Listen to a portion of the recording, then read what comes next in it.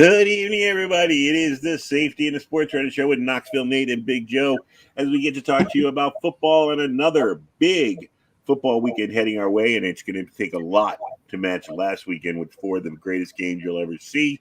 We also have the end of the Big Ben era. We have a lot of coaching changes going on, including a surprising announcement by Sean Payton this week. Plus all the rest of the NFL and maybe a few other subjects as we get ready to talk to you for the next hour. Thank you for tuning in. Nate, how you doing? I'm doing well, sir. Thank you for asking. Well, I'm doing well, too. I'm finally getting rid of this head cold, feeling very good about that. And 2 days now, we got to wait for the championships games. It's like this is one of those weekends, like I said last weekend, it starts getting bittersweet as the end of the season starts coming into view. But again, we have college basketball coming up that'll fill our conversations and stuff. But last weekend, let's start with last weekend. Four of the best games you ever see. Maybe not the prettiest all the time, but for drama, for everything. Let's start back. We'll wait for Kansas City Buffalo to the end. Let's start on the Saturday games. Joe Burrow, first game, Joe Burrow in the Titans winning with a late field goal by McPherson to eliminate the Tennessee team from the number one ranking. What do you think of that game? Man, I'm telling you, these teams fight all the year long to try and get the number one seed, get the home field advantage, and get the bye. And then I feel like every year the team that gets the bye loses. So I'm not sure, around this time of year, if getting a week off helps. I don't know. I mean, the Titans looked rusty. Yeah. And Tannehill looked horrible. I mean, this game came down to the quarterbacks. And, Burrow didn't have his best game, but he made the passes when he needed to. And hell, Tannehill, you're not going to win when your quarterback starts the game with an interception and ends the game with an interception while also throwing one in between. I mean, you can't throw 3 interceptions in the division round and expect to win. I mean, they handed it to him. And I feel bad for the Titans because the rest of the team played great. I mean, I thought the defense played well. I thought that, A.J. Brown had a phenomenal game. You could tell that Derrick Henry wasn't 100%, but, he was out there giving it his all. And then, Deontay Foreman, I think, is a really good young player. He only got 4 carries, but he still had 66 yards. So I feel like, I think the play calling got a little cute. I mean, they've got the number one seed. They get the ball on the opening kickoff, and instead of running the ball a few times and establishing the run game, he tries to throw it on first down and throws an interception to start the game. And that just kind of set the tone for the rest of the afternoon, in my opinion. Well, a couple of points. First of all, I think the Freeman point was totally right, or Foreman was totally right. When you think about the fact that at the end of the game, he had more left in the tank. I don't know why they kept running Derrick Henry. It was throughout the afternoon, he was more explosive, and he was the one they should have given the ball to at the end. Another thing that was brought up after the game, which I thought was really important, and it was a great point by Coach Bill Cowher, who gave Joe Burrow credit. He was sacked 9 times, 10 times? 9 times. Yeah. But he said, for a young quarterback to understand one thing here, sometimes a sack is not the end of the world. Instead of throwing the ball up, instead of getting out there and fumbling, he took the sack. Luckily, he didn't get hit really, really hard. He didn't seem to take a real bad hit. He knew how to collapse under the pocket, under the pressure, and not really get hit. But the most important thing was he didn't turn the ball over. And that was the biggest in the end of the game. That's what was the biggest difference. Like you said, 3 interceptions. That's where the biggest difference came in. So watching a quarterback, I remember way back when I was, as a Giant fan in the 80s, Phil Simms used to take a lot of sacks. But he didn't give up the ball in bad situations. And I remember, the old football coach John Madden talking about that and in saying just what Coach Cowher said. Sometimes a sack is not the end of the world. Yeah, I mean, Burrow did throw an interception, and, it was a struggle for him all day. That's what I said. It wasn't his best game, but it really wasn't his fault. I mean, he had no time. I'm a huge Ohio State football fan. Everyone who watches this show and knows me knows that. But I'm going to be honest, Prince sucks. That guy's a liability out at right tackle, and it was dangerous having him out there. And the fact that you give up 9 sacks, or you're as a team you get 9 sacks and can't win.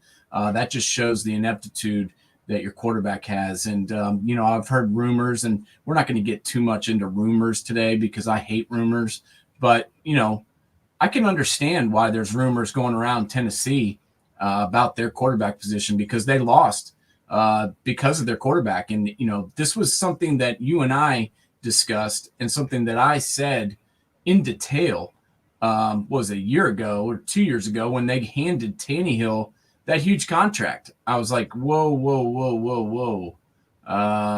One good year and you're going to give him the farm? I'm not so sure about that. And I bet you they're questioning that move now, because I don't think you can really trade him at this point with that number attached to him.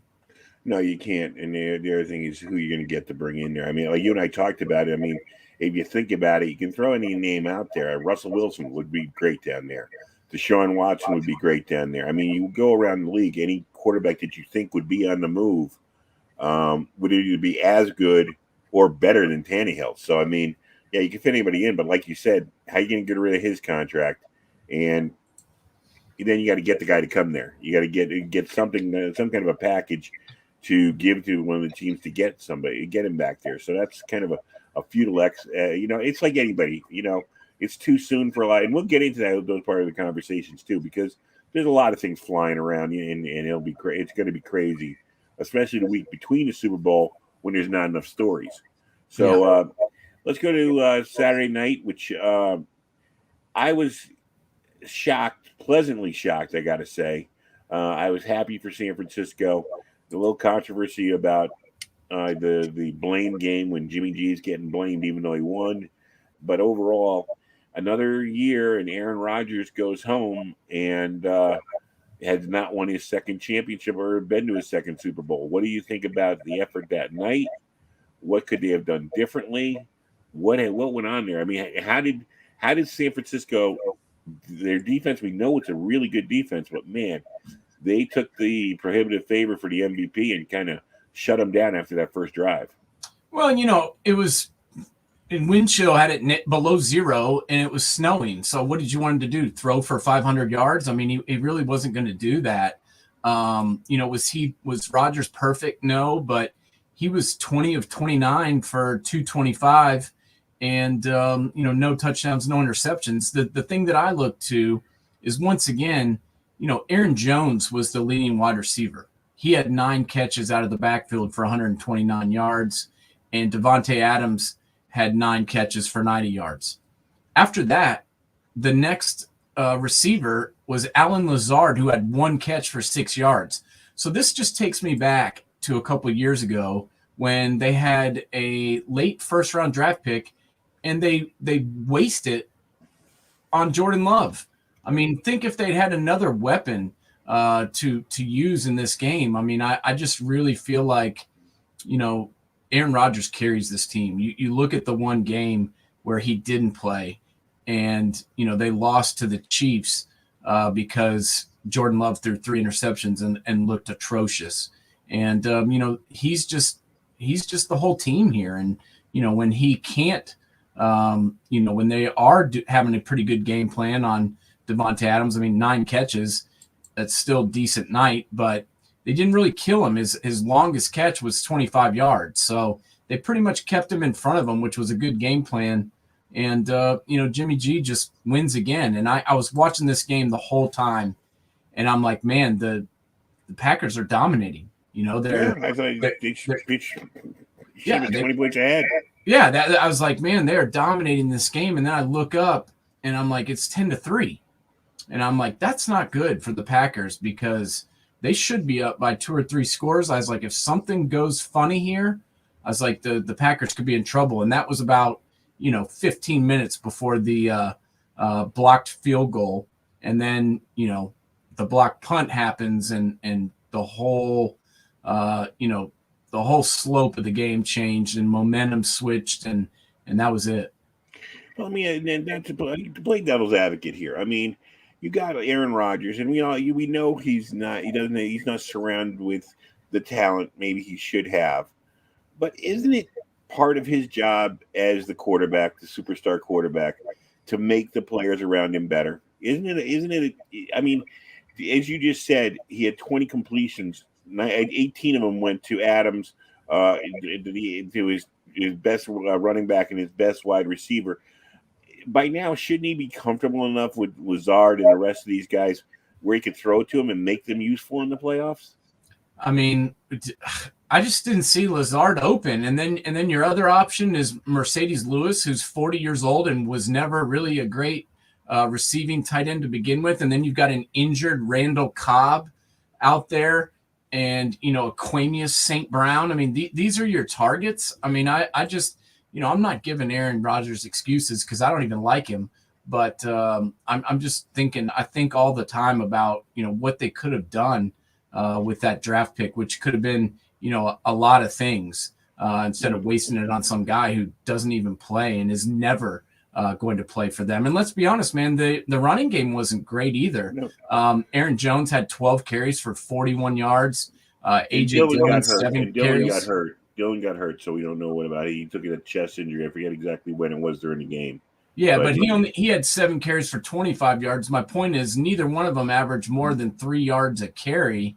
So it's not like the offensive line was shoving the Niners around. Their defense held up, and I think we got to give the Niners some credit because Eric Armstead is a guy that no one really even talks about, but he had 2 sacks, 2 tackles for loss. It seemed like he was in the backfield all night long. Fred Warner played with a sprained ankle and still led the team in tackles. So it was a huge game for that defense, and I was very impressed with the game plan that was put on by a guy who a lot of people didn't think he could be a defensive coordinator, when the Robert Saleh took the Jets job.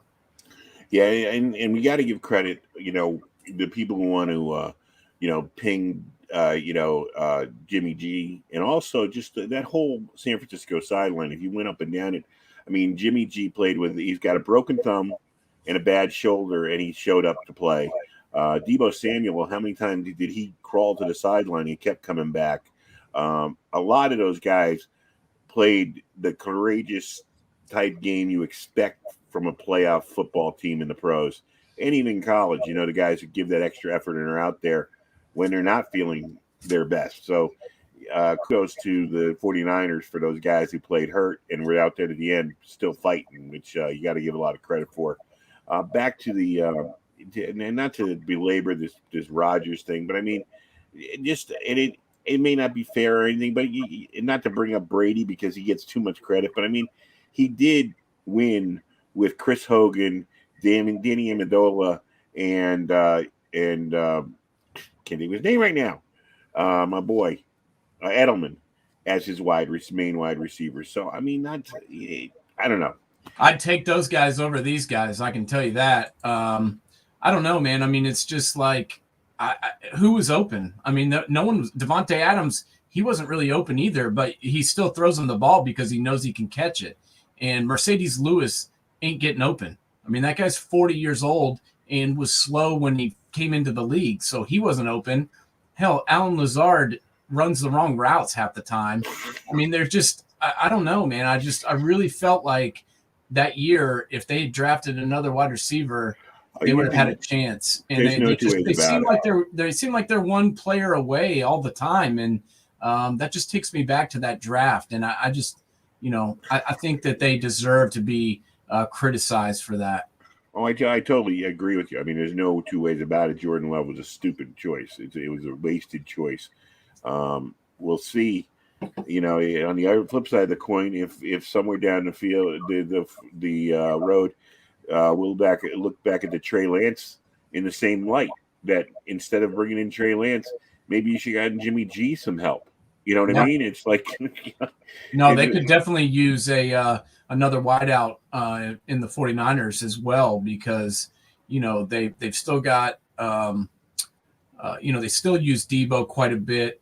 And, they've got a really good tight end in Kittle. But, you can be good sometimes, but not consistent enough. They don't get into the ball enough to really. Yeah, and look at the year that Bourne had in New England. I mean, he didn't have like the largest, yards total or the most receptions, but he had some big catches and big moments.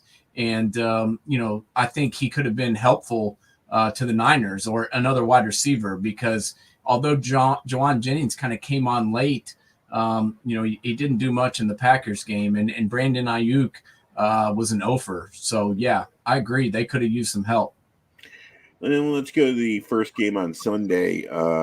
It could be bye-bye Brady. Rumors are now flying that he sounded more and more like that it's going to be the end for him, or could be close to the end for him. But let's talk about the Rams, because the Rams – it looked like they should have won so comfortable that, you could have given Stafford the second half off. The way they dominated that first half, and then that first fumble, and like you're saying on the screen there, all of a sudden they pulled in the reins. They forgot what they were doing the whole first half, and all of a sudden they fumble again, and all of a sudden Brady converts a couple of plays, and now we're a tie game. Take it apart. Yeah, I didn't really understand it. It was 27-3, and they had the opportunity there. It was 20-3 right before halftime, and they had the opportunity there to punch it in. And it's like he was refusing to throw the ball. And I know Stafford at times has thrown some picks, but let's be honest, the last few weeks he's been pretty solid. And then in this game, he was amazing, 28 for 38, 366 yards, 2 touchdowns, no picks. And it was like, Sean McVay was scared to throw the ball.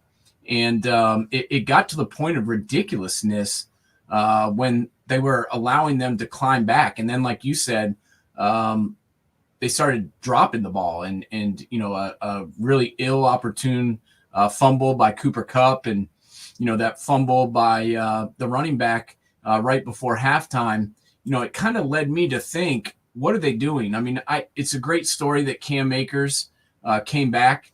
He had a great game last week, but it's called riding the hot hand. And right. Akers wasn't really doing that great. And then he fumbles right before halftime, which to me was a huge play. Yeah. And instead of going back and putting Sony Michel out there, who has played phenomenal in Akers' absence, you keep giving Akers the ball, who fumbles it again and nearly costs you the game. So Sean McVay's a great coach. I'm not saying that he's not, but it seemed to me like he got really, really nervous in that second half and kind of handcuffed himself with his conservative play calling and his reluctancy to put Sony Michel in the game and use the guy that's gotten you here. Yeah, you're right. He did. He pulled in the reins all over. And the other thing about their defense, I mean, everybody's trying to write the scenario. What a great comeback by Brady. The second was like the Atlanta comeback, and maybe it was a little bit like the Atlanta comeback, because the defense was really what stopped them, and then the turnovers were the things that set up this comeback. But with that Ram defense, I mean, as you said, you've got one of the best defenses out there. Take your chances. If he threw an interception on the goal line, who cares? Well, you fumbled on the goal line anyways, looking back, so who cares? Try and get it in. Be aggressive, because you have a defense that can get the ball back for you. They can stop people. Well, and, it's not like running on Tampa Bay is easy anyway. I mean, Cam Akers had 24 carries for 48 yards. That's 2 yards a carry. It's not like you were just running it over them, even, when you were getting some yards. So throw the ball. That's what's working. Everyone knows that the only weakness of the Tampa Bay defense is that secondary at times. Sometimes they, aren't the greatest. And, especially with injuries they've suffered, their secondary is not elite, in my opinion. So, throw the ball. That's what was working. Keep throwing it. Do what works. I mean, that's what's gotten you the lead and what had you destroying the defending world champions. So keep doing what's working. When you go away from what's working, that's when you put yourself in big time trouble. And the other thing about it is you have the player of the year, Cooper Cup, and you have, as much as I don't like him, early in the game he looked like he was going to have a big day. OBJ, Yeah. 6 catches, 69 yards. I mean, you got two wide receivers that should stoke fear in the hearts of the defensive backfield of the Tampa Bay Buccaneers. Yeah, pass the ball. That's where the matchup was. The matchup was the Buccaneers don't have enough guys to cover Cooper Kupp, Odell Beckham, Tyler Higbee, and Van Jefferson out in patterns. They just don't have enough guys that are good enough to cover those four guys. Hell, most teams don't. That's why the Rams have won 12 games, because most teams don't have enough guys to cover those dudes, and that's understandable. But use that to your advantage instead of fumbling the ball away to them. I just really didn't understand. It was like they were trying to lose. It looked like they're towards the end. Yeah, and of course, you'll get the wild speculation. Well, it shows that McVay doesn't really trust Stafford in a big game to close it out. He doesn't want to put it in his hands unless he really has to. But then you look at that bomb he threw at the end, and why wouldn't he put it in that guy's hands all day long? No, I agree with you. It did kind of look like he was nervous having him throw the ball, and it was like he wanted to get away from Stafford throwing it. And then at the end, when he had to throw it, he throws a strike, for what was it, a 70-yard pass, to win the game. The two passes he threw to set that up was fantastic. So, yeah. And once again, why in the hell would you let Cooper Kupp get behind you when all you've got to do is, not allow them to get into field goal range and you go into overtime? I mean, why they let him get behind them makes no sense to me. Well, so you go back. Let's roll the tape back. What you said 3 minutes ago. That was the matchup that they should have been exploiting all day long. True. And they did kind of. I mean, he had 180 yards receiving, but the point is, you should have kept doing that when you were, when you had the lead there and you were rolling. Step on their throat. I mean, get up by 4 touchdowns and call it a day and take your starters out. Don't sit there and play conservatively and let this guy who's won 7 Super Bowls get back in the game when they had no life. I mean, at one point it was 27-3 and the game was basically over. Yeah. And then all of a sudden you're like, the only way that Tampa could get back into this thing is, if the Rams start helping them out and, then 3 turnovers happen. For sure. And then we get to the game. Couldn't have a better game to cap off the weekend. I mean, maybe one of the best football games ever played in a championship game. It basically should have been the Super Bowl, because that's how a Super Bowl should look every year. And there's nothing you can say wrong with any real facet of this game, because the quarterbacks were so spectacular. You can't even pick on the defenses. I mean, these guys just out threw what the defense was throwing at them. It was fun to watch from beginning to end. If you told me that they'd come back and play that game all over the next day, I'd be signing up for it in a minute, because these are 2 phenomenal young quarterbacks who showed how the quarterback position should be played. I agree. I mean, this was a phenomenal game, and this, it kind of goes back to the question. A lot of people have been, clamoring for rule changes, and it's ridiculous. Correct me if I'm wrong, but before the game started, both these teams knew the rules. Correct? Yeah. Both these teams agreed to play under the rules. Yeah. Okay, so why the hell do we need to change the rules? I mean, both these teams knew what the rules were, and they knew, they agreed to play under them. So I'm pretty sure they're okay with the outcome. My question is, 13 seconds left. You throw a beautiful pass to Gabriel Davis, who had 4 touchdowns, by the way, and you got 13 seconds left. You call a timeout to set up your, kickoff, and then you kick it out of the end zone. Like, what the hell were you taking a timeout to kick it out of the end zone? Call a timeout and tell the kicker to squib kick it. And so instead of giving Kansas City 3 plays, you give them maybe 2, and that's it, and the game's over. So that was a huge mistake by McDermott and his staff, in my opinion. It cost him the game. And also what cost him the game was playing their defensive backs 35 yards back when there was 13 seconds left. I mean, I don't understand that. That I agree with. But the other thing that comes to my mind, and I know it's no easy task, but there's only two players on Kansas City at that point in the game that can hurt you, and both of them hurt you. Hill and Kelsey. On consecutive plays, you leave his best two weapons where they can catch the ball. I mean, you double cover those two guys, you rush three, and the rest of the people play the field. I mean, I don't know why both of them weren't double covered, or if they were double covered, it was a terrible double coverage from what I saw. Well, you couldn't double cover them when you were 35 yards deep. Well, yeah, but that's what I'm saying. Bring two guys up on those guys. I don't care what the rest of the guys try and do, because he's going to be looking for those guys first. Yeah, no, I agree. I mean, that should have been where your point of emphasis was, and I really didn't understand the kickoff and taking a timeout to do that, and then setting the defense up like that. It's just, this guy is a defensive coordinator, at heart. So I really didn't understand that. Don't get me wrong, Patrick Mahomes, Tyreek Hill, Travis Kelce, those are three of the best offensive players in the entire National Football League. So those guys are amazing. They did amazing things, and they always do amazing things. But why let him? I mean, get up there and jam Travis Kelce. Have someone knock the crap out of him at the line of scrimmage instead of just letting him run for 20 yards, catch the ball, and run for 10 more. I mean, that made no sense to me. Once either of those two have momentum behind them, you're not stopping them. They own the field. You got to stop them on the line of scrimmage, like you say, jam them, throw off the timing, do something. You're going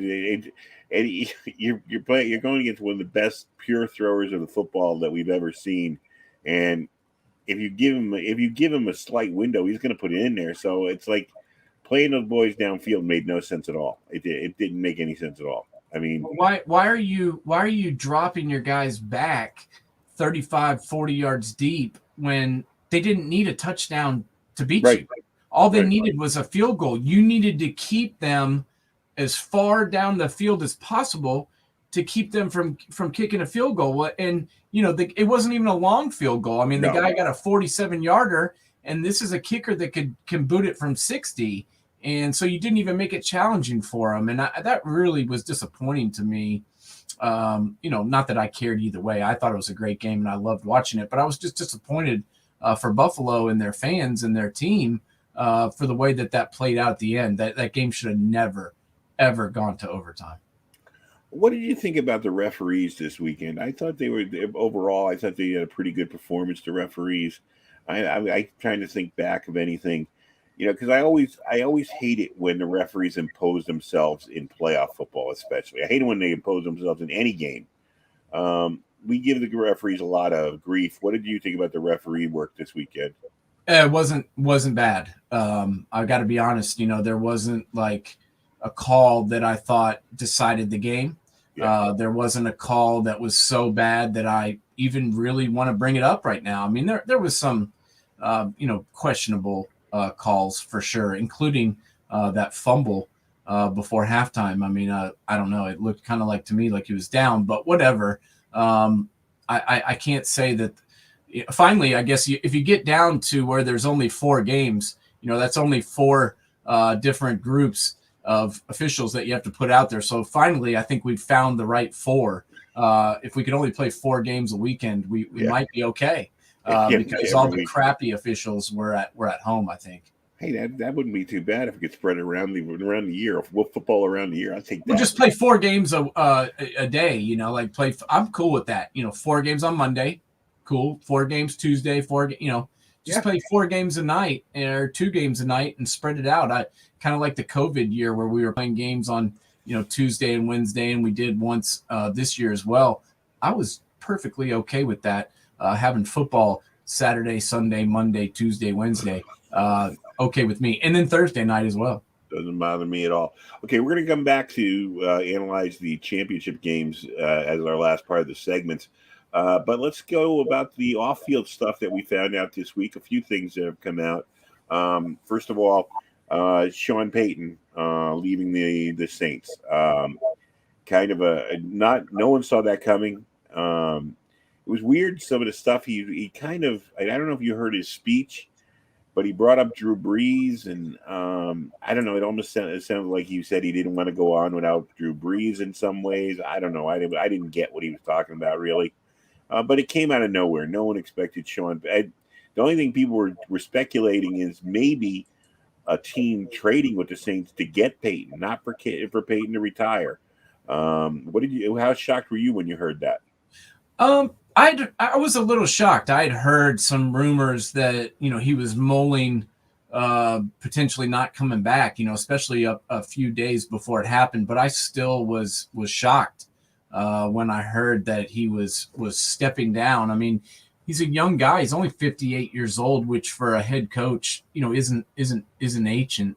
But I kind of understand it. I mean, let's be honest. He's been going strong for 15 years as the head guy in New Orleans, and it hasn't been easy, man. I mean, there's been a lot of ups and downs with that team, with the hurricane displacement, which has happened twice, with losing your Hall of Fame coach. I honestly thought that as you heard on Sirius NFL Radio when I was on there, I thought he was the coach of the year, winning 9 games and putting his team in a position to go to the playoffs. I mean, if 49ers hadn't come back and won that game against the Rams, the Saints would have been in the playoffs. So the fact that he won enough games essentially to make the playoffs, to me, made him the coach of the year in my mind. But I think it took a lot out of him. Going through 4 quarterbacks, trying to develop Jameis, which we all know. I mean, hell, he had to do a lot to get Jameis to not throw it to the other team. I mean, this is a guy that threw 30 interceptions a couple of years ago when he was the starter. So it took a lot of work, I think. And then when Jameis went down, then he had to get, other guys ready. He had to get Trevor Siemian out there, who essentially was his third practice squad guy. And then, Trevor obviously sucks. And once Taysom got healthy, he had to get Taysom ready. So I think this was probably his most difficult year. And I heard him say that. So I know it was his most difficult year coaching. And I just think he was worn out. It's 15 years is a long time to do anything anywhere. And I think maybe he just needed a change of scenery. I know he's been contacted by several networks about being a broadcaster. So maybe he wants to try his hand at that. I think he'll be back into coaching, but I think he needs a couple years off. Yeah. Well, we'll see. That was like the speculation when Cowher stepped down and he'd come back. Sometimes, if you've done enough, I mean, he's going to Canton. They could measure him for his yellow jacket today, and as long as he doesn't put on weight, he's going into the Hall of Fame. You think so? Yeah. Do you? Okay. Yeah. I think he's a great coach. I think he should be. I think he's got his Super Bowl championship. He put New Orleans on the map for years. How many coaches went down to New Orleans trying to put that team on the map? He made New Orleans into a football power, which people said for years couldn't be done. Yeah. And, I agree with you 100%. I just wanted to hear your thoughts on it because I agree with you. I mean, if Tony Dungy is a Hall of Fame coach, Sean Payton is a Hall of Fame coach too. My whole thing is, when it comes to the Hall of Fame, and you and I were talking about this as we come in the air, and as I said to you off the air, I hate the Hall of Fame. I think it's become ridiculous. I think that we put too many people in the Hall of Fame. I think, the funniest thing, and I heard somebody say this once, so I won't take credit for it, but if you didn't go to the Hall of Fame your first time on the ballot, what did you do the next year to make yourself eligible? 10 years down the line, what have you done? I mean, there should never be a question about a Hall of Famer. And for the most of my life when I was growing up, when you had people like Johnny Unitas going to Hall of Fame, of course he's going to Hall of Fame. They were putting in people, Gale Sayers goes to Hall of Fame. Of course he's going to Hall of Fame. There were no questions, is this guy a Hall of Famer? In baseball, Roberto Clemente, Frank Robbins, I can go on and on the list. But now we've got into these debates at the Hall of Fame, which tells me that people that were put in the Hall of Fame, there's some going in that don't belong. They were good players. They were all-stars. But there's got to be a difference between an all-star and an all-timer. And that's where I think we've convoluted it. But when you think of the great coaches of the last 20 years in football, Sean Payton's name is top 5, if not top 6 of the best coaches we've seen over the last 15 years. Oh, I agree 100%. I mean, what he did down there, everybody talks. Well, I heard somebody online actually posted this thing and was like, that made the assumption essentially that Sean Payton was riding the coattails of Drew Brees, and that the only reason he was a good coach was because of Drew Brees. And I was like, that couldn't be more wrong than anything I've ever heard. I said Drew Brees was a okay quarterback out in San Diego, but he got hurt, and they were basically released him and didn't want to sign him when he became a free agent because they were ready to move on. And, the Dolphins, brought in Drew Brees and Dante Culpepper and looked at both of them and chose Dante Culpepper to be their quarterback over Drew Brees. And, Sean Payton chose Drew Brees. They passed him on his physical, even though he failed his physical 3 other places. And, the rest is history. But let's be honest. I mean, this is one of those relationships where both these guys benefited from being with each other. Well, I mean, if first of all, I love when people bring up that kind of stuff because they're idiots. First of all, it's the same people that argue Brady Belichick, chicken and the egg. I don't know. But if you know anything about football history, because of the way football works, most coaches have only one quarterback they win with consistently. Landry had to wait to get Staubach. Noel had to wait to get Terry Bradshaw straightened out. John Madden, for all his greatness, had to wait for Kenny Stabler to be able to come off his bench and become his starting quarterback. And most of them only win with one quarterback a Super Bowl. Very few. It goes both ways. Very few quarterbacks go to a Super Bowl with a different coach, and very few coaches go to the Super Bowl with a different quarterback. It's just how it works because it takes so much of a working relationship, and usually they stay together about 10, 12 years if they're good, and that's a career. Yeah. No, and, Drew Brees was out.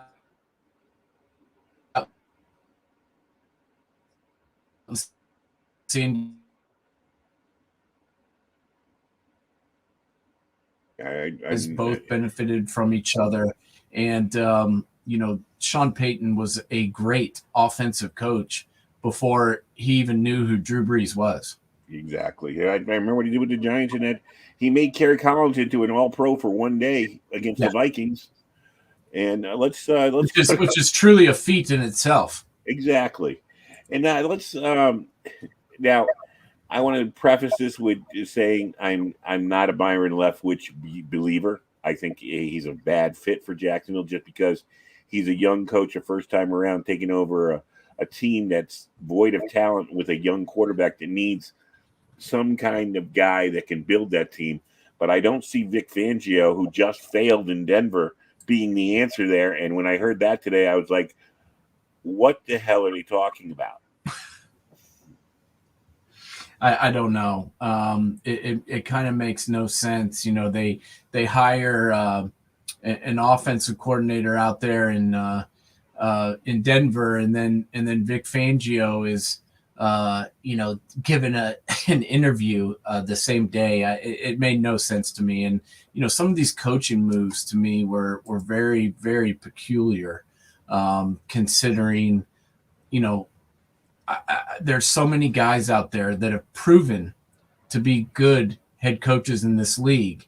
And instead of going and getting one of them and choosing to work with someone that has proven experience and success, these GMs that have all been hired, they want some guy that they can boss around. And it's like baseball. It's like it's like what happened in baseball. I want to be able to pick the pitchers.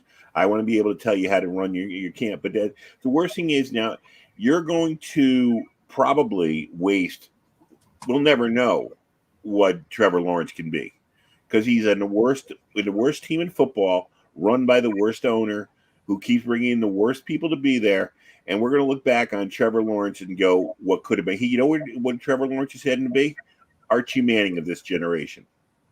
Yeah, it's potentially possible. I mean, no one wants the job in Jacksonville, and I don't blame them. I mean, as I've heard a lot of people tell me that that's the best job available, and having Trevor Lawrence makes that job so attractive. Well, Trevor Lawrence didn't look that good this year, first off, and second off, you can't just have a good quarterback and no one else. That roster is utter garbage. The ownership has no clue what they're doing in running a franchise, as evidenced by the last 10 years of losing. They've had 10 years where they've lost 10 games or more in the last 11. So that is not a good place to be a coach. And, that would be the last job I would want. And based on the people that have turned it down, it sounds like no one really wants to go down there. So, like I said, I feel so sorry for Trevor Lawrence because I watched Archie Manning get wasted in New Orleans. And my biggest fear is that's what we're going to be watching in Jacksonville with him. And it's just a ridiculous thing. Now, when we look at the coaching options around what's open, okay, Denver's closed now. You got Nathaniel Hackett going there. I think, I'm surprised we don't. Well, I've heard probably a little bit of speculation, but now everybody will think Aaron Rodgers is going there because his offensive coordinator ends up in Denver, and it wouldn't be. Don't you think that's part of it? I mean, they wanted him last year. They made serious offers. They had offers on the table. John Elway was calling up to Green Bay every day trying to make that trade. So you don't think that hiring Nathaniel Hackett has some bearing on trying to get Aaron Rodgers? I really think it does. I think that's what they're trying to do. They know they don't have a quarterback. Oh, it makes if they get Aaron Rodgers to go there, they're trying to get it work for Peyton Manning. And yeah, I think it's for a short-term solution, it could work wonders. But you got to remember now they're in good shape. They have a good team, and they are maybe just a quarterback away from being competitive.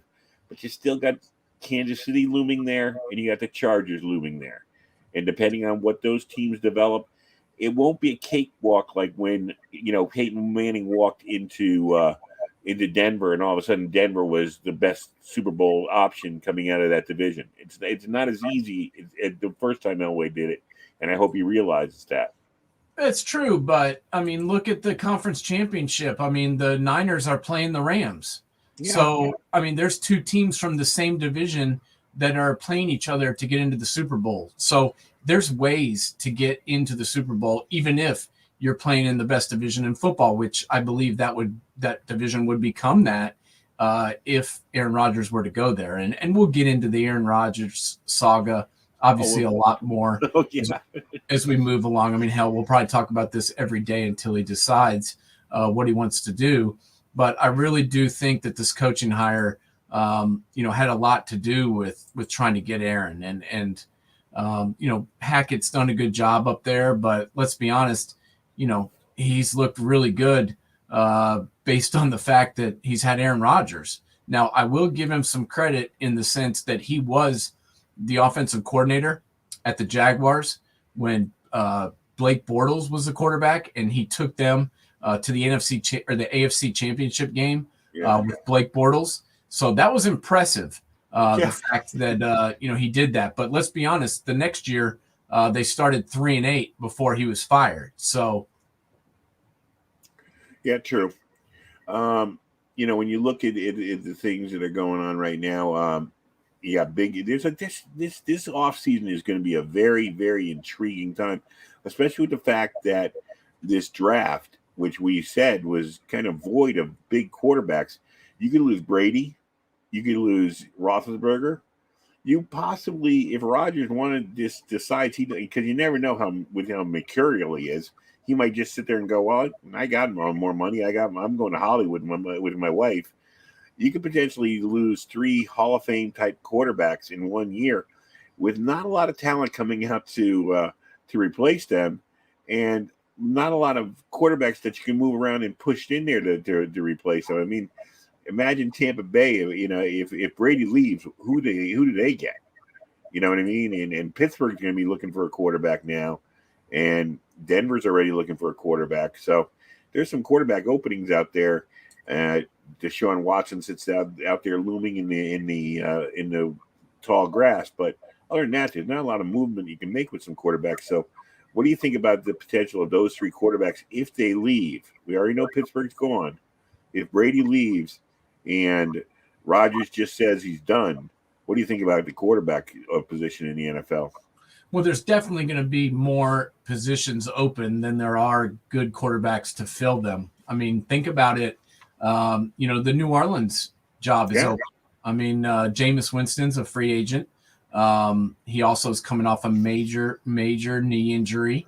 Taysom Hill, although, played well at times, he looked like an option quarterback back there. And there's no way that you can do that continually in the NFL, run the ball that much being the quarterback. Hell, he didn't make it 5 games doing it. So he's not going to make it through a whole season doing that. So he's not the option. So they've got choices to make in New Orleans. And I think that's one of the reasons that Sean stepped away. So you got a quarterback opening there. You got a quarterback opening in Pittsburgh. Hell, Cleveland's not 100% sure what they're doing. I think they'll probably bring Baker back for sure, but it's because, once again, there's really nowhere to go with it. Carolina has a quarterback opening right now. Cam Newton's not the answer. Sam Darnold's one of the worst quarterbacks I've ever seen start for 5 years in the NFL. So there's another opening that no one's even really talking about right now in Carolina. They need somebody big time. Denver needs a quarterback already. So Washington needs a quarterback. Giants, we don't know how bad this neck injury is. Yeah, we don't know. We don't know the status of Daniel Jones. Although they're saying all the right things up there right now, we don't know if he's going to be ready to go week 1. So there's a lot of places that need a quarterback, and there's not a lot of quarterbacks to fill the void. We'll obviously get into the draft talk as we move along. We're going to have a lot of talk about this offseason. I just think this is going to be one of the most intriguing offseasons with new coaches and new places, new faces, everything. It's going to make for a lot of conversation, but I wanted to get a little into that because of all that's going on. But we should get back. Who are you going to draft? I mean, there's nobody, I think, that you can draft in this upcoming 2022 draft and just say, this guy's, our first round draft pick and he's going to be a starter, which, there's a lot of guys that we thought about that this year. And there were some guys that worked out. Trevor Lawrence, day 1 starter, Mac Jones, day 1 starter.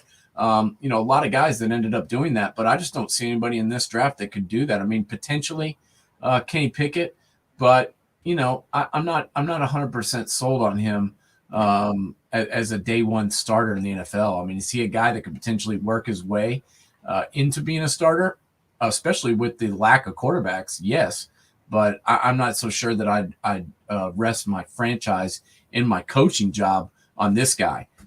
And for all those people who are critical about Jimmy G, I'll guarantee you there'll be a bunch of people calling up the Niners after they're eliminated, whenever they are eliminated, and saying, how about a little trade for Jimmy G? He's going to be a starter next year somewhere. I guarantee you that. I'm not 100% sure where it's going to be. But I'll tell you this right now, if I'm the coach, if I'm Coach Shanahan, I'm not letting Jimmy G walk out of there. No, because Trey Lance hasn't showed you anything yet. And he certainly hasn't shown me that he can lead us to the playoffs. That's right, for sure. Exactly. All right, let's get back to the 2 championship games, which hopefully will hold up to what we saw last week. And we'll start. I mean, the Bengals are saying all the right things. Kansas City, they're the heavyweight champion. You got to knock them out. I mean, you can't. We talk about quarterbacks coming in and affecting a franchise. Joe Burrow has done so much for this franchise in 2 years. It's amazing. But this is going to be a tall tale going into Kansas City, winning his 3rd playoff game in his first time in the playoffs. It's tough to do. Even though they did beat up on Kansas City when they played during the year. What do you think about this game? Well, they beat them, but it was a very close game. I don't know if you remember, like they got Who am three I thinking chances. of? Oh, I was thinking the Ravens game. Go ahead. Yeah. No, the Bengals got three chances on fourth down because of some horrible officiating. So that was kind of a toss-up game, and it was in Cincinnati. So, I'm not really going to judge too much on that. And Joe Burrow is amazing. I can't really count them out because I have counted them out several times this year, and they've proved me wrong every time. So, got to give them credit. I mean, you've got Joe Burrow, you've got Joe Mixon, and you've got Jamar Chase. You got those three guys. I mean, that's what it's all about, is those triplets, man. I mean, you think back to the Cowboys when they had Troy Aikman, Emmitt Smith, and Michael Irvin. I mean, they were unstoppable, and that's what the Bengals have. But the Chiefs have Patrick Mahomes. And I kind of feel like Patrick Mahomes is kind of slid under the radar this year, which is crazy to think about. A guy who's only played 4 years and he's played in 2 Super Bowls, won one, and got an MVP. But he's thrown for almost 5,000 yards and 40 touchdowns this year. And people haven't really been talking about him until the last couple of weeks. So this guy's unbelievable. You're never out of the game. Even if there's only 13 seconds left, this guy can get you down the field. So I think there's a reason why KC is favored by 7, and it's not just because they're playing at home. The reason I had my hand up a few seconds ago, because I got to admit that I'm one of the idiots who said early in the year what's wrong with Pat Mahomes. And you know what I found out? Nothing. I wasn't going to say anything. Oh, what I found out's wrong with him? Nothing. I wasn't going to say a word. Hey, I admit my mistakes. Mea culpa. I was stupid. No. Yeah, every week you'd be like, "Oh, the Chiefs. I don't like the way this is going." And I'm like, "Man, they were down by 2 scores and they came back and won." I was like, "No. I've been the guy waiting for him to and maybe he finally made me a believer last week. It's hard. It's like that saying they said. When Tiger Woods. It's an old golf statement where Bobby Jones talked about Jack Nicklaus and he plays a game I'm not familiar with, and then Jack Nicklaus said it about Tiger Woods, and basically we've never seen somebody like Patrick Mahomes. I'm not saying he's better than every quarterback I've ever seen, but he's different and great in such a way that you don't really appreciate or understand what you're seeing. The way he can make plays, he just makes plays. And you sit there and you even early in the game against Buffalo, you're like, they got him. No, they don't. They got him. No, they don't. I mean, it's just like, and then all of a sudden it's an underhand flip. It's thrown across his body. It's the no looks. It's things you've never seen before, and you say in your mind says it can't be done, but you're watching it being done. It just makes no sense. Well, and once again, my theory, it's all about where you're at too, right? I mean, look at where he's at. He's on Kansas City, which has the coach in place. Andy Reid, went to 5 NFC Championship games with Donovan McNabb and a bunch of no-names at wide receiver. Tyreek Hill. Travis Kelce there. But, and this guy's got Andy Reid plus weapons galore. These guys that aren't their big time name guys have been stepping up. Pringle, Jerick McKinnon.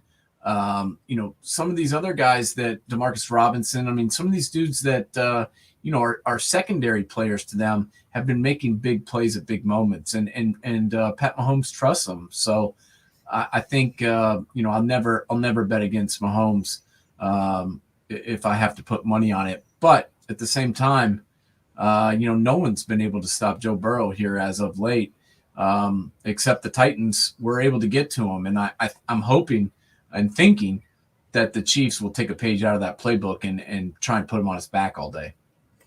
And then we flip over to the Niners, who are limping in. A real concern about Debo.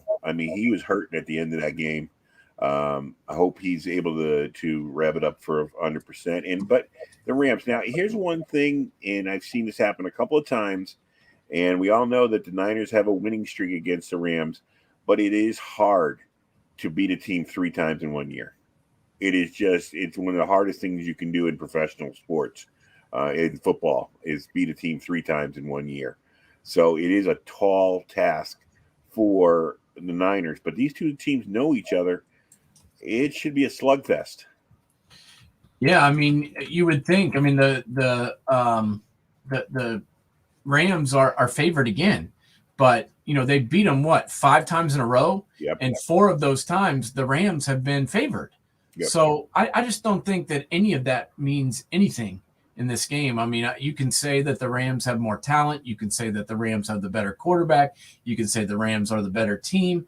Well, the 49ers don't think that. The 49ers aren't scared of this. The 49ers know these guys, and they know how to beat them. They're the one team that has kind of been Sean McVay's kryptonite. This guy's figured out a way to beat Brady multiple times in one season. He's figured out to beat pretty much everyone, but he has struggled against Shanahan and the 49ers. And whether or not that continues, I don't know.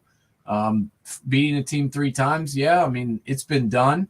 It's definitely a difficult thing to do, but I've got a hard time counting the 49ers out of this, considering they're the one team that's beat the crap out of the Rams all year long.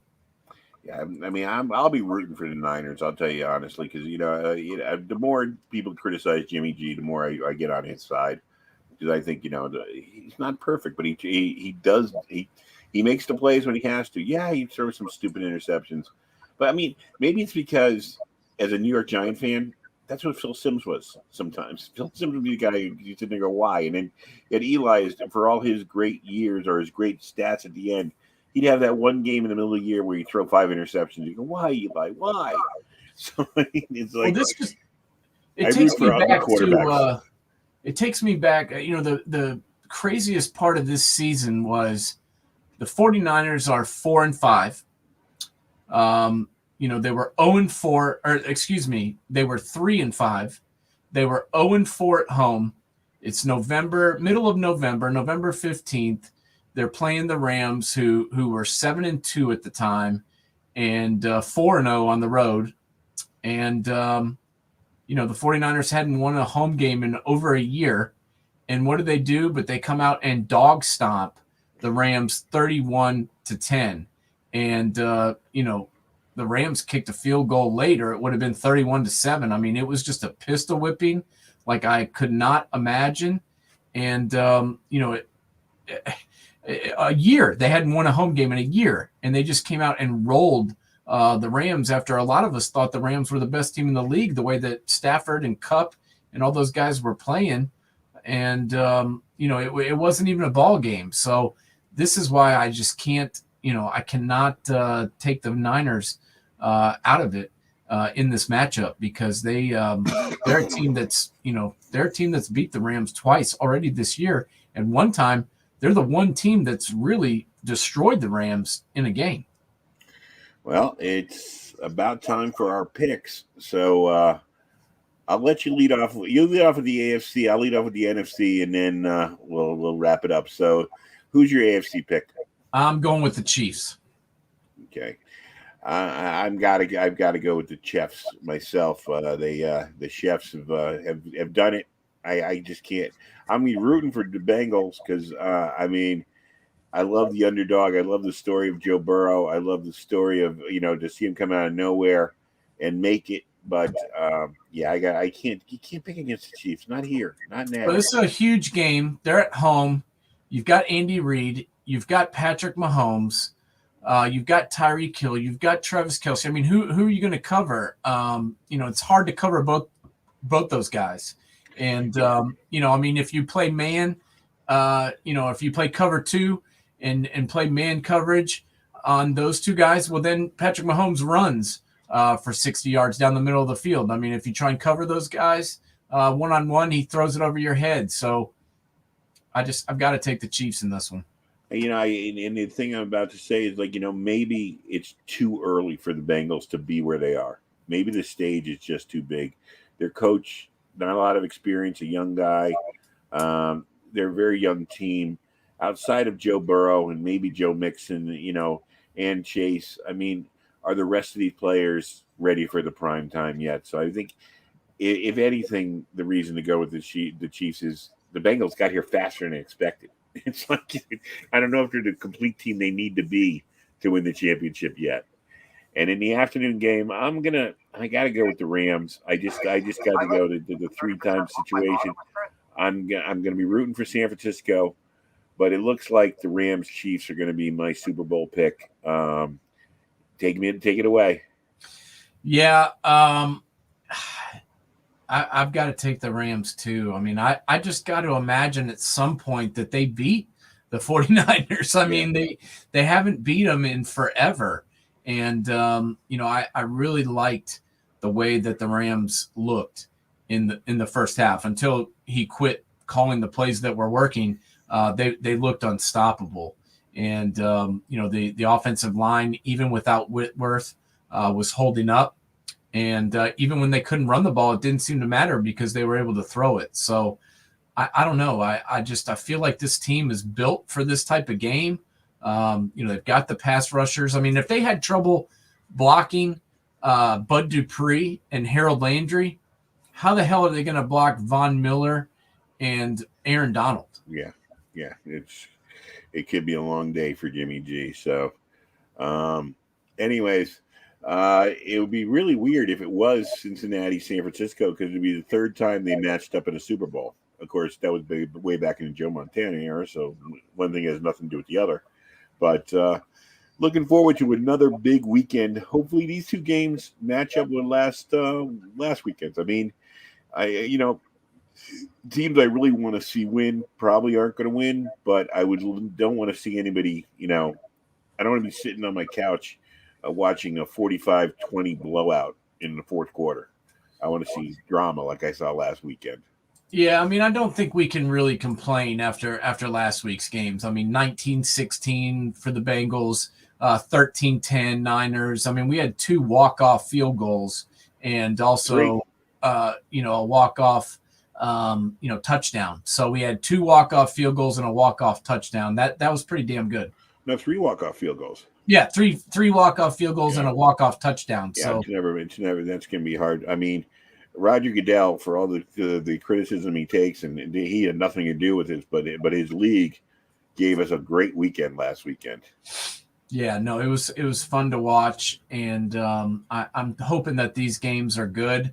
I've got to imagine that the Rams and the Niners is going to be a good game no matter what, because these teams know each other very well, and they're certainly not scared of each other because they've played each other multiple times. And I know the Niners aren't scared because they beat the crap out of them, already once this year, and then came back and beat them when they were down 14 points 2 weeks ago. Oh yeah, I thought that was over when it was. That was like I thought San Francisco's going home. No, that's what I was saying. That's why I thought the Saints were definitely in the playoffs, because I was watching the Saints game, and I'm looking at the scoreboard, and I'm like, wow, the Niners are down 2 scores, 2 touchdowns.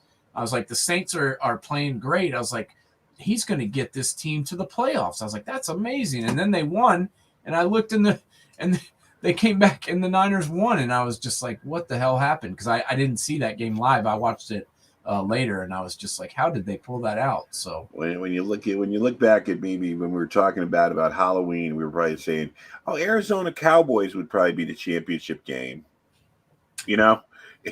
Like and maybe we would have mentioned the Chiefs, but most likely we would have found somebody, 2 other teams to be in there. It would be Buffalo and pick somebody. Yeah, you were not picking the Chiefs at that point, but no, not at all. I admit to it. I now bow to Patrick Mahomes and his greatness. He is very good, and they were struggling at times. They had some games where things weren't going 100% their way, but they still were finding ways to win in some games they probably shouldn't have been. I don't know if I agree with the announcers, but they said he was working on a lot of stuff and he's trying to get better at certain stuff, and how much better can he get? That's going to be scary if he does get better. That's the thing, man. I mean, they were taking away, especially starting off with that Bills game, they were taking away the deep ball, and they weren't letting him get the quick strikes. And I really think that bothered him for a while, having to methodically go down the field. Well, after several weeks of doing it, he's like, well, this is kind of boring, but whatever. And he bought into it because they were winning again. So amazing player. All right. Cue up the band. Everybody have a good weekend. If you're up in the Northeast like me, hunker down. Hopefully this bomb cyclone or nor'easter, whatever we get, is not going to be that bad. But either way, I'll be watching the football on Sunday and be happy. So everybody have a good weekend. We'll be back next week. Take it easy, All right, Nate. buddy. Have a good one.